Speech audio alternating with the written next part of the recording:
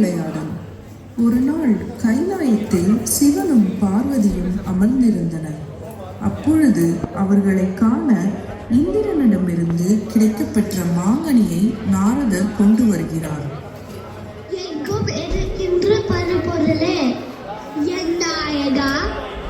எல்லாரும் மகிழ்ச்சியாக இருக்க வேண்டும். அருள் புரியுங்கள்.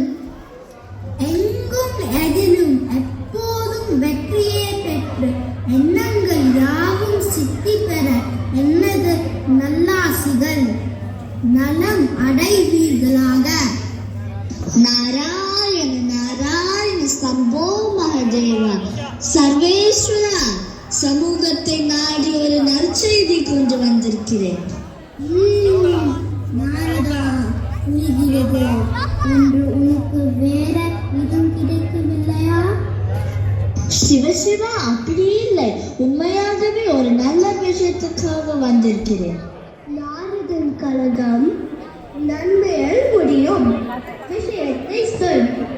பரமேஸ்வரா, யாருக்கும் கிடைக்காத பழம் ஒன்று எனக்கு கிடைத்துள்ளது. இது சாதாரண பழம் இல்லை, ஞான பழம் என்று சான்றோர்கள் கூறினார்கள். இதை நான் சாப்பிடுவதை விட நீங்கள் சாப்பிடுவதுதான் நல்லது. பழத்தை கொண்டு வந்து நாடகத்தை நடத்துகிறாய். நடத்து. அப்படியெல்லாம் இல்லை, ஏற்றுக்கொள்ளுங்கள் சுவாமி.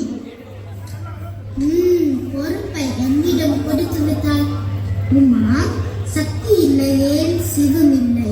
ஆகையால் நீ சாப்பிடுவது நல்லது. சுவாமி, எதிர்காலம் நம் பிள்ளைகள் கையில். அதனால் அவர்களிடம் கொடுத்து விடலாம். அம்மா அம்மா அம்மா அம்மா அம்மா, இந்த பழம் எனக்கு தான். அம்மா, இந்த பழம் எனக்கு தான் வேண்டும். இந்தியாது, நான் தான் முதல் பிள்ளை. பழம் எனக்கு தான். இல்லை அம்மா, நான் தான் சில பிள்ளை. இந்த பழம் எனக்கு தான். சுவாமி, இருவரும் கேட்கிறார்கள். என்ன செய்வது? இது ஞானப்பழம். ஆகவே ஒரு சோதனை செய்து பார்ப்போம். விநாயகா, வேலவா, இந்த உலகத்தை முதலில் யார் சுற்றி வருகிறார்களோ அவர்களுக்கு இந்த பழம் ஒரு நொடியில் சுற்றி வருகிறது. நானிடரே, அம்மையப்பன் என்றால் என்ன? உலகம் என்றால் என்ன?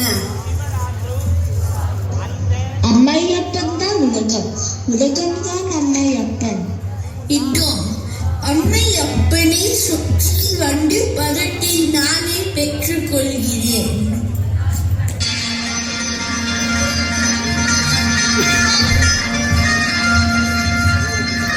தாயே, என்னது நான் சொல்கிறேன். முருகா முருகா முருகா முருகா முருகா முருகா முருகா முருகா என்று சிவன், பார்வதி, விநாயகர் கூப்பிடுகிறார்கள். பார்வதி முருகரிடம் இது உன் தந்தையின் திருவிளையாடல்களில் ஒன்று என்று விளக்கம் அளிக்கிறாள். ஓம் நமச்சிவாய.